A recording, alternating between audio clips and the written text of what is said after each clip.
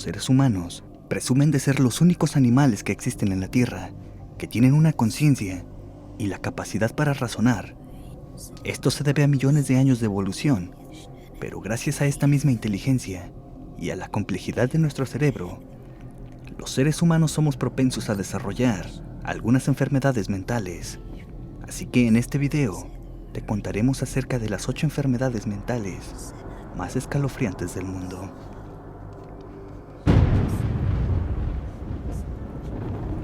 El trastorno de personalidad antisocial, a veces llamado sociopatía, es un trastorno mental en el cual una persona no difiere entre el bien y el mal e ignora los derechos y sentimientos de los demás.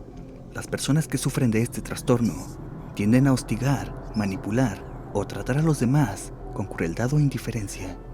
No muestran culpa ni remordimiento por su conducta. Las personas con este trastorno suelen violar la ley y convertirse en delincuentes. Pueden mentir, comportarse violenta o impulsivamente y tener problemas con el consumo de drogas y alcohol. Debido a estas características, las personas que sufren de este trastorno generalmente no pueden cumplir con responsabilidades familiares, laborales o académicas.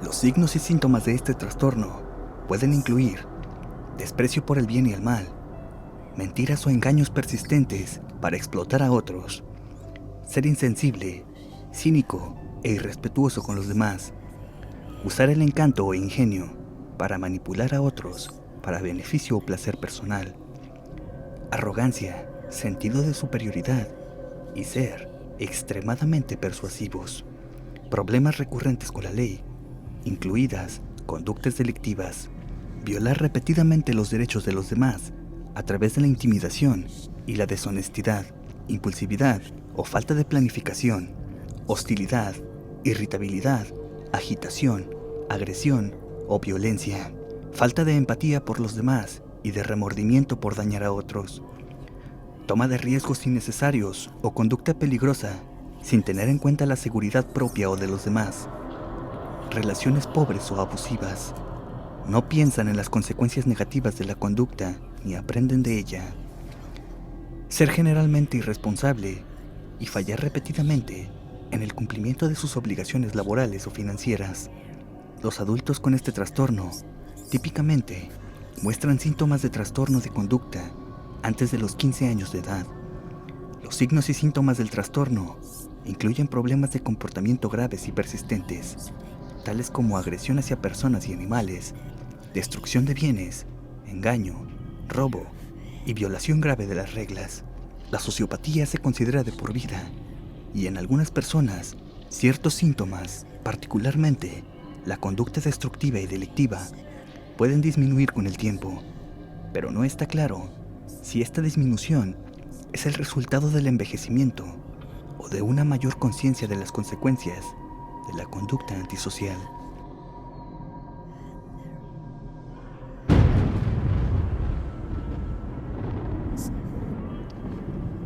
El 23 de agosto de 1973, en la ciudad sueca de Estocolmo, tuvo lugar un atraco con rehenes. Jan Erik Olsson entró en el banco del centro de la ciudad. Al ser alertada la policía, 2 oficiales llegaron de forma casi inmediata. El ladrón hirió a uno de ellos y mandó al segundo a sentarse y cantar. Olsson había tomado 4 rehenes y exigió 3 millones de coronas suecas, un vehículo y 2 armas. El gobierno se vio obligado a colaborar y le concedió el llevar ahí a Clark Olofsson, amigo del delincuente, y así comenzaron las negociaciones entre el atracador y la policía. Ante la sorpresa de todos, una de las rehenes, Christine Enmark, no solo mostraba su miedo a una actuación policial que acabara en tragedia, sino que llegó a resistirse a la idea de un posible rescate. Según decía, no se sentía segura. Tras 6 días de retención y amenazas del secuestrador, de cuyo lado se puso la propia Enmark, la policía decidió actuar y cuando comenzaron a gasearles, los delincuentes se rindieron. Nadie resultó herido, tanto Olsson como Olofsson fueron condenados y sentenciados, aunque más tarde se retiraron los cargos contra Olofsson, que volvería a delinquir. Jan Olsson, en cambio, tras cumplir 10 años de prisión, saldría totalmente rehabilitado y manteniendo una legión de fans. Durante todo el proceso judicial, los secuestrados mostraron resistencia a testificar contra los que habían sido sus captores, y aún hoy manifiestan que se sentían más aterrados por la policía que por los ladrones que les retuvieron durante casi una semana. El criminólogo Nils Bajerot acuñó poco después, y a consecuencia de aquel caso, el término síndrome de Estocolmo para referirse a rehenes que sienten este tipo de identificación con sus captores.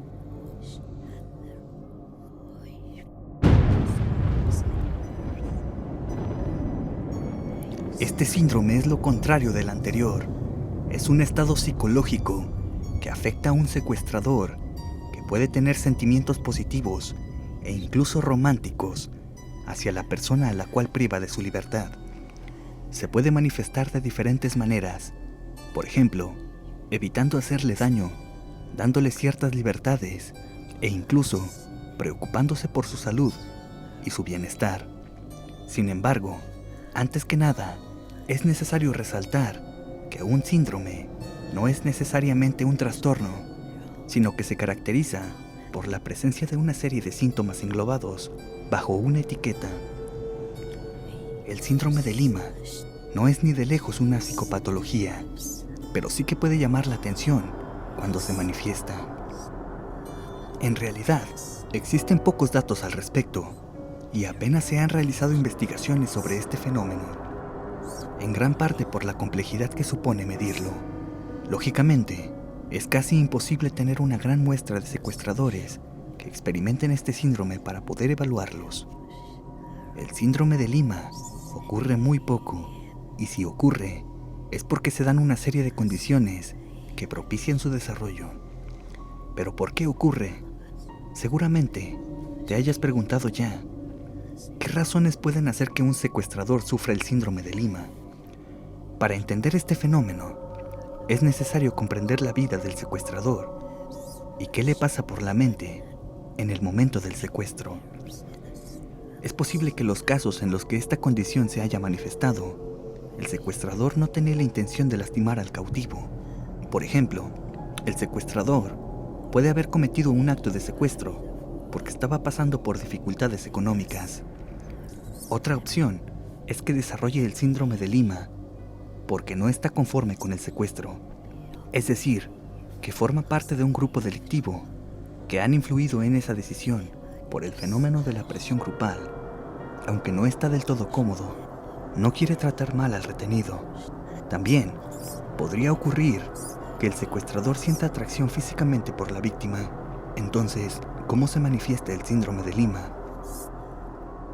Sea cual sea el motivo, lo cierto es que el secuestrador trata de manera positiva a la víctima y se preocupa porque su estancia en cautiverio sea lo menos desagradable posible. Muchas veces actúa como si no estuviese limitando la libertad de otra persona, lo cual hace que la situación parezca formar parte de un delirio.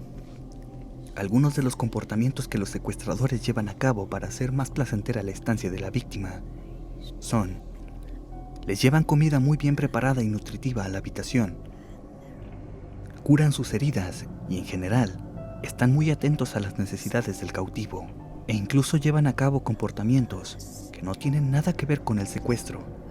El secuestrador desarrolla apego hacia la víctima y se preocupa por su bienestar.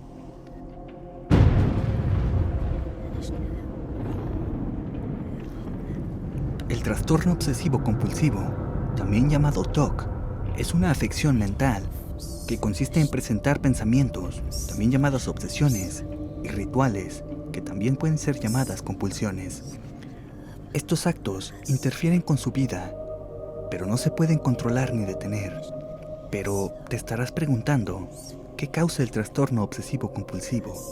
No se conoce la causa, pero factores como la genética, la biología cerebral y la química, junto a su entorno, pueden desempeñar un papel en la afección. Pero ¿quién está en riesgo de padecer TOC? En general, el trastorno comienza en la adolescencia o cuando se es un adulto joven. A menudo, los niños desarrollan TOC a una edad más temprana que las niñas. Los factores de riesgo para el TOC incluyen historia familiar. Las personas con un pariente de primer grado, padre, hermano o hijo que tiene TOC presentan un mayor riesgo. Esto es especialmente cierto si el familiar desarrolló el trastorno cuando era niño o adolescente. Estructura y funcionamiento del cerebro. Los estudios de imágenes demuestran que las personas con TOC tienen diferencias en ciertas partes del cerebro. Los investigadores necesitan hacer más estudios para comprender la conexión entre estas diferencias cerebrales y este trastorno. Trauma infantil. Como el abuso infantil, algunos estudios han encontrado un vínculo entre el trauma y este trastorno, pero aún se necesita investigar más para comprender mejor esta relación. Pero, ¿cuáles son los síntomas del trastorno obsesivo-compulsivo? Las personas con este trastorno pueden tener varios síntomas. Síntomas que incluyen obsesiones, compulsiones o ambos.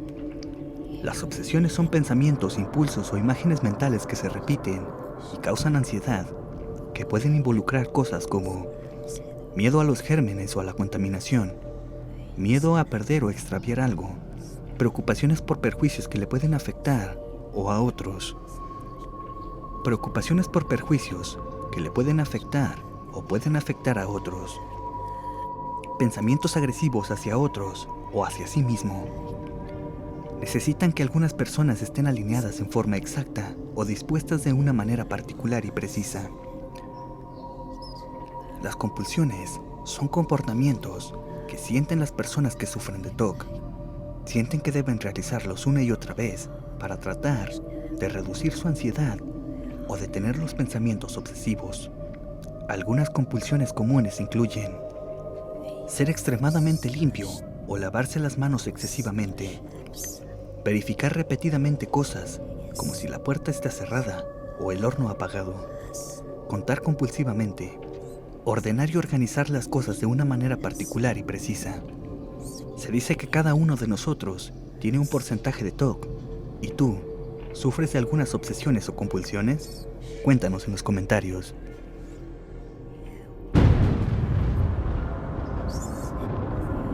El mutismo selectivo es un trastorno de ansiedad que provoca que un niño, que por lo general habla mucho en casa, no hable en otros lugares, como en la escuela.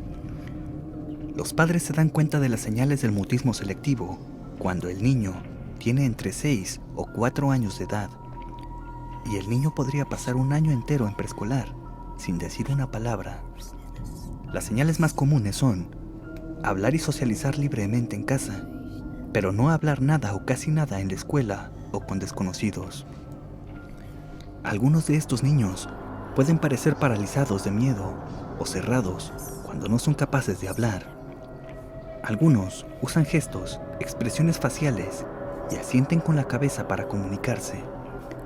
Otros tienen dificultad para comunicarse, incluso de manera no verbal. Pero ¿cuáles son las causas de esto? Los expertos creen que la condición es hereditaria y posiblemente genética. Usualmente, uno de los padres de un niño con mutismo selectivo reporta haber tenido problemas de ansiedad cuando era joven. El mutismo selectivo es tratado con terapia cognitivo-conductual debido a que la presión empeora el problema. El terapeuta también trabaja con los padres para enseñarles a aplicar técnicas que se pueden usar en los entornos de la vida diaria del niño. También pueden recetarse medicamentos para la ansiedad si el mutismo selectivo que presente el niño es severo, o se le pueden recetar medicamentos adicionales si no logran una mejoría con la terapia conductual.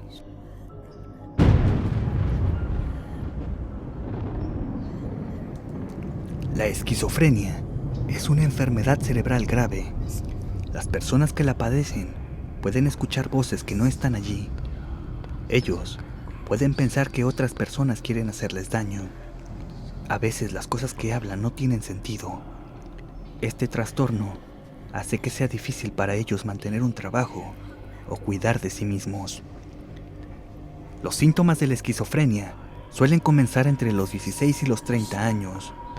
Los hombres a menudo desarrollan síntomas a una edad más temprana que las mujeres. Por lo general no se desarrolla después de los 45 años, y hay 3 tipos de síntomas. Los síntomas psicóticos distorsionan el pensamiento de una persona. Estos incluyen alucinaciones, como ver y escuchar cosas que no existen. Los delirios, que son creencias que no son ciertas, y dificultad para organizar pensamientos y movimientos extraños. Los síntomas negativos hacen que sea difícil mostrar las emociones y tener una conducta normal. Una persona puede parecer deprimida y retraída. Los síntomas cognitivos afectan el proceso de pensamiento. Estos incluyen problemas para usar información, la toma de decisiones y prestar atención. No se conoce la causa de la esquizofrenia. Sus genes, el medio ambiente y la química del cerebro pueden tener un rol muy importante. No hay cura para esta enfermedad, pero los medicamentos pueden ayudar a controlar muchos de los síntomas. Los pacientes deben permanecer en tratamiento durante el tiempo que su médico lo recomiende. Los tratamientos adicionales que pueden ayudar día a día a lidiar con la enfermedad incluyen la terapia, educación familiar, rehabilitación y la capacitación profesional.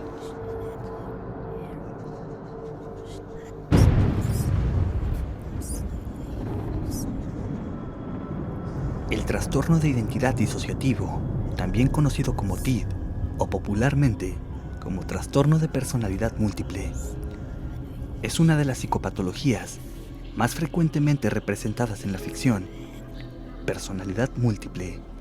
¿Pero qué es esta enfermedad? Desde el extraño caso del Dr. Jekyll y Mr. Hyde, hasta Psycho o el Club de la Pelea, pasando por el personaje de Gollum, del Señor de los Anillos, y con el pilar más importante en la ficción hasta la fecha, el protagonista de Fragmentado. Se cuentan por decenas las obras que han usado el TID como inspiración, debido a lo llamativo de su sintomatología. Es por este tipo de divulgación que la personalidad múltiple es uno de los trastornos psicológicos más conocidos. Si bien no uno de los mejores entendidos, ni siquiera dentro del mundo de la psicología, en el que hay una importante controversia con respecto a la misma existencia de este trastorno como tal. Pero ¿cuáles son los síntomas? Los síntomas son la presencia de 2 o más identidades. Raras veces se presentan más de 10, que suelen tomar el control de la conducta de una persona de forma recurrente, teniendo cada una de ellas recuerdos, relaciones y actitudes propias. En general, las distintas identidades no recuerdan lo experimentado por el resto, por lo cual no son conscientes de su existencia. Si bien esto no siempre es así, el cambio entre personalidades suele producirse como consecuencia de estrés.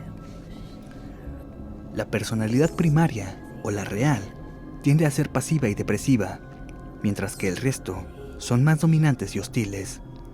Son las identidades más pasivas las que manifiestan amnesia en mayor medida, y en caso de que sean conscientes de la existencia de las personalidades más dominantes, pueden ser dirigidas por estas, e incluso pueden manifestarse en forma de alucinaciones visuales o auditivas, dando órdenes a las demás identidades. En la actualidad, el TID se categoriza dentro de los trastornos disociativos, es decir, aquellos que se producen por fallos en la integración de la conciencia y la percepción, el movimiento, la memoria o la identidad, como consecuencia directa de traumas psicológicos. Pero ¿cuáles son las causas de este trastorno? Es esta relación con experiencias traumáticas lo que vincula al TID con el trastorno de estrés postraumático, que se caracteriza por la presencia de ansiedad y reexperimentación mediante pesadillas o flashbacks de sucesos que ponen en peligro a la vida, como abusos sexuales o catástrofes naturales. Un elemento de particular interés en este caso es el hecho de que el trastorno de estrés postraumático puede incluir síntomas disociativos, como la falta de recuerdo de aspectos importantes del suceso traumático o la incapacidad para experimentar emociones. Estos síntomas se conciben como una protección contra sentimientos de dolor y terror que la persona no es capaz de manejar adecuadamente, lo cual es normal en los momentos iniciales del proceso de adaptación a la vivencia traumática. Pero en el caso del estrés postraumático, se vuelve patológico al cronificarse e interferir en la vida de la persona. El tratamiento del TID generalmente requiere años. Se dirige fundamentalmente a la integración o fusión de las identidades, o al menos a coordinarlas para lograr el mejor funcionamiento posible de la persona. Esto se lleva a cabo de forma progresiva. En primer lugar, se garantiza la seguridad de la persona, dada la tendencia de las personas con TID a autoagredirse e intentar suicidarse. También es llamado delirio de negación. Ha sido descrita como una enfermedad psiquiátrica relacionada con la hipocondría. Los afectados son personas disfuncionales, incapaces de iniciar y mantener una relación social con alguien más. Esto debido a que creen sufrir de putrefacción de los órganos o simplemente que no existen. Esta enfermedad recibe su nombre de Jules Cotard, neurólogo francés, quien fue el primero en reconocerla como una entidad y describirla como el delirio de negación en el año 1880 en París. Cotard en inicio describió el caso de una paciente a la que le dio el apodo de señorita X, quien negaba la existencia de seres superiores, como Dios y el diablo, así como de diversas partes de su cuerpo. Creía que estaba eternamente condenada y que no podría morir en una muerte natural. Los pacientes también llegan a creer que sus órganos internos se encuentran paralizados o disfuncionales. Por ejemplo, que su corazón no late, e incluso que se están pudriendo, llegando a presentar alucinaciones olfativas que confirman su delirio. En sus formas más complejas, el paciente llega a defender la idea de que en realidad él mismo está muerto, e incluso que han fallecido personas allegadas a él.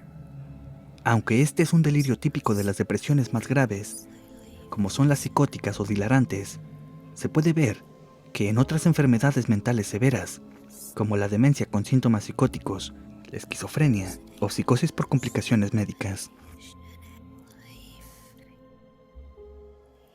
Hemos llegado al final de este video. Si el video te gustó, no olvides dejarme un like, un comentario y suscribirte.